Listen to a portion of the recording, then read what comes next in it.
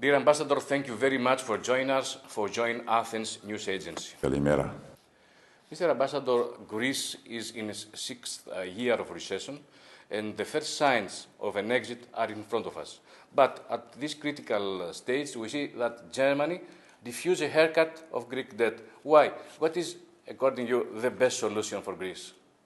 I think that the best solution is to keep the eyes on the ball, not to get distracted by what could happen the day after tomorrow.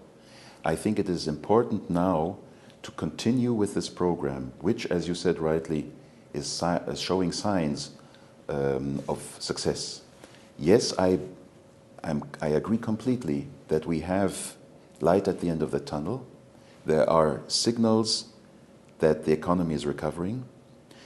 It is very much possible for us that there will be a growth, maybe a small one, in 2014, and that we will exit the crisis. So thinking about what could happen the day after tomorrow, I think, is premature. Let us do our job and continue modernizing the country. The Greek government is working very hard on that. So you are against a new haircut in Greek debt? The haircut would, a discussion on the haircut would create insecurity in the Eurozone and would bring us back in a crisis modus. That's my personal opinion on that. I think that we do not need that at the moment. What we need is to continue the path we have started. But I would like to mention that Germany was in favor for the first haircut in Greek debt, mainly was concerning, of course, the Greek banks, pension funds, and small bondholders. Why then and not now?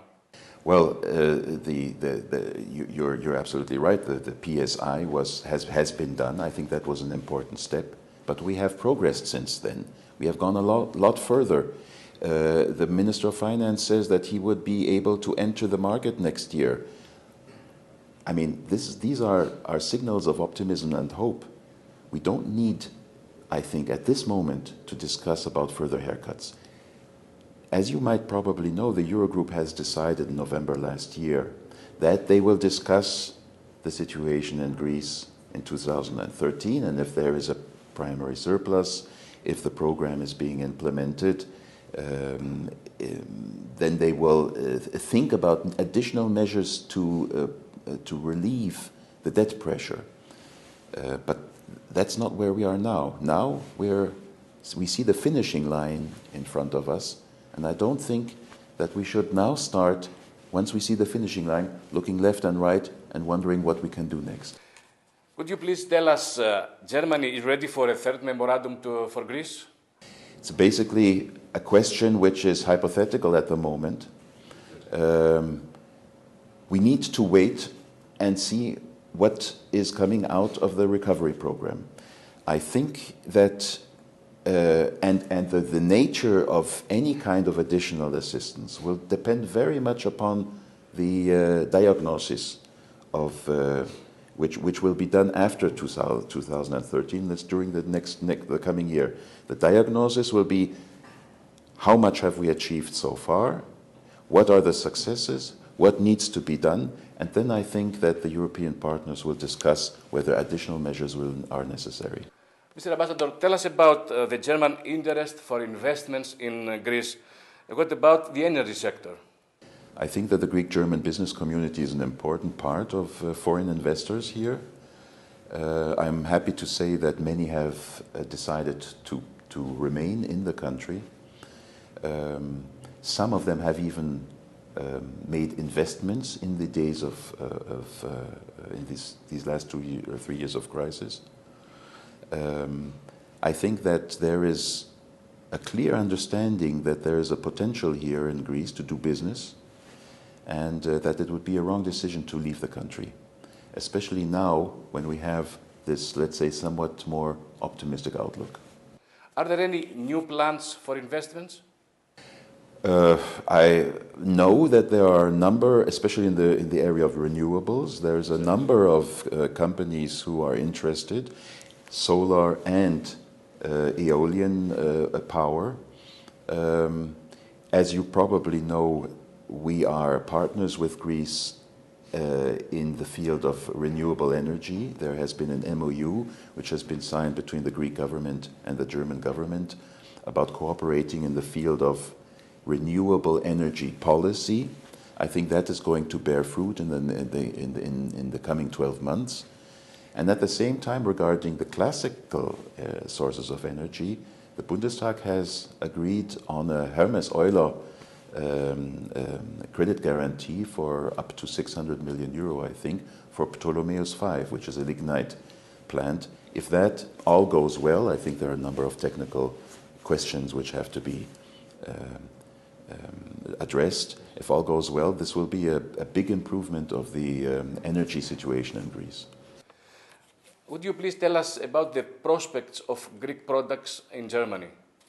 Untapped potential here also. I think that it was very important to have the presentation of the trade fair of Messe Düsseldorf, which is called Mediterranean Food. We have made the presentation of this trade fair a couple of weeks ago in the presence of the Minister of Development. This trade fair will take place in September 2014 and will provide a platform for producers of agro-industry and agro-industrial products.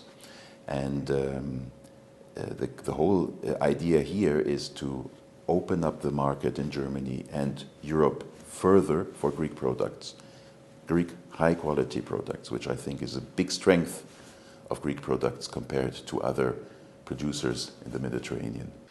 Mr. Ambassador, in the coming days we shall have the formation of a new German government.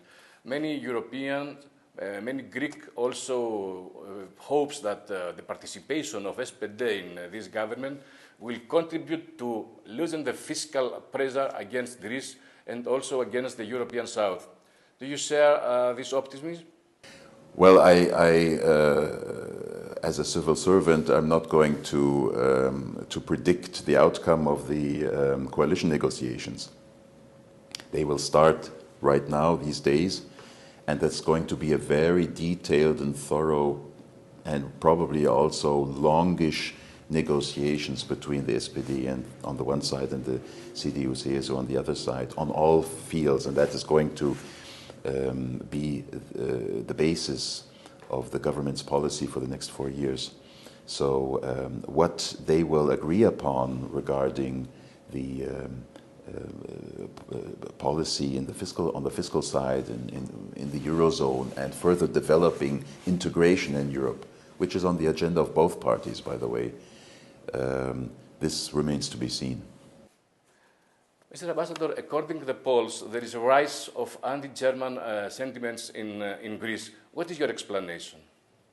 Well, it is very clear that that is a cause of worry for me as a German ambassador. I understand that, you know, the pressure on the people, on large segments of the population is immense. Many really feel the pressure of the fiscal stabilization. The income of many families has gone down. And I think, if I get it right, there's a lot of frustration and anger about this. This is directed towards, let's say, the creditors in general, amongst them Germany. I think it is also directed at the Greek situation in general as well. I have a lot of understanding for that. I think we have to respect this sense of despair, I think, which and pessimism, which is amongst many people. I know that this is projected on Germany. I know also that there are also people who would like to dwell on stereotypes and like to do populism because they have their political calculus behind that, because they think that they can tap on the electorate and using these stereotypes. There's that as well. But I think that when we come out of the crisis, and we'll come out of the crisis together, then I think things will improve. Speaking about populism, Greek Parliament was voting yesterday evening overwhelmingly to suspend state funding for the far-right party of Golden Dawn. What is your opinion? What are the causes of the rise of a neo-Nazi party in Greece? Well, first of all, I think that it is fantastic that all Democrats stand up and oppose the rise of neo-Nazism. That is in Greece or in other countries as well. The phenomenon of far-right success is not only something we can see in Greece, but in many other countries, also in countries who are not so deeply involved in a crisis. So there are reasons for the rise of the far-right and for the renaissance of nationalism, which are certainly to be seen in the insecurity about the globalization, about the development of Europe, about Europe integration, and maybe a lack of understanding of what is going on. So I think this is a general phenomenon we have in Europe, and we need to address. Closing this interview, I would like to ask you about the war reparations for Greek after the Second World War. This item has been closed for the German government or continues to exist morally? I think that if you take the legal side of reparation claims from the occupation by Germany in the Second World War, I think that we don't see a legal basis for war reparation claims. Having said that, the issue of moral and historic responsibility for what has been done in the name of Germany in the occupation of so many countries, including Greece, and this subject, this responsibility is not closed, will live on and will continue to be a guiding principle for our policy in Europe, which is, let us keep this zone of social cohesion, peace and democracy together as it has evolved after the war in the 70 years which we have now. And I think that would be, if there is a legacy out of that, the deeds, the brutal occupation of many countries, including Greece, then that would be one of it. Mr. Ambassador, thank you very much for this very, very interesting interview. You're welcome.